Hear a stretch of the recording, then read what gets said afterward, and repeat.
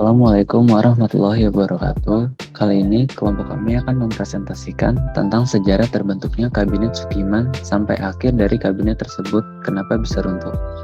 Sebelumnya, saya ingin memperkenalkan anggota kelompok kami terlebih dahulu. Yang pertama yaitu saya, Mustafa Akmalia, sebagai pembuat PowerPoint sekaligus sebagai editor. Lalu yang kedua ada Humizri sebagai pencari informasi dan pembaca.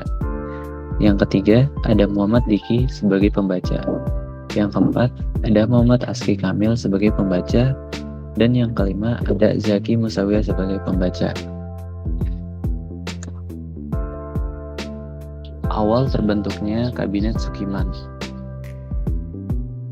Setelah Kabinet Nasir mengembalikan mandatnya pada Presiden menunjuk Sartono atau Ketua PNI menjadi formatur, namun gagal, sehingga ia mengembalikan mandatnya kepada Presiden setelah bertugas selama 28 hari, yaitu 28 Maret sampai 18 April 1951.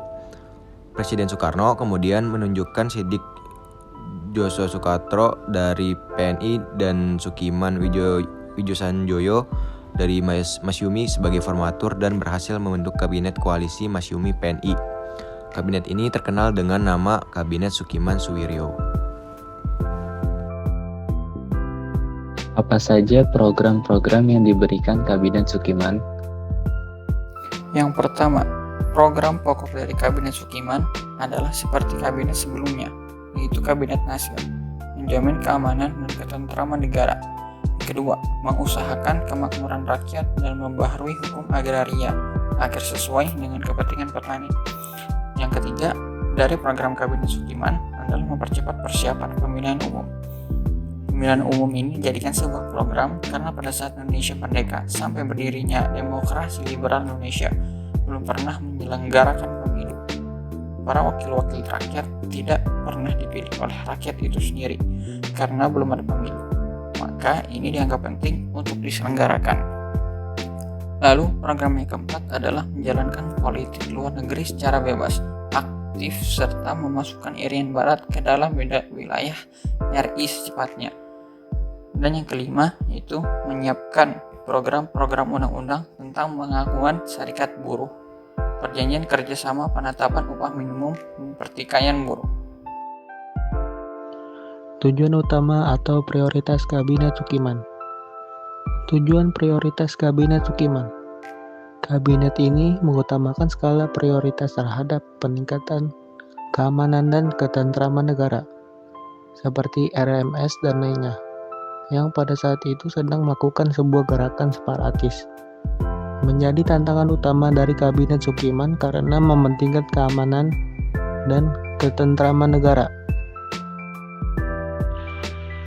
Penyebab digantikannya Kabinet Sukiman. Penyebab jatuhnya Kabinet Sukiman adalah karena diterimanya Mutual Security Act atau MSA. Mutual Security Act diadakan bentuk perjanjian keamanan dengan pemerintah Amerika Serikat.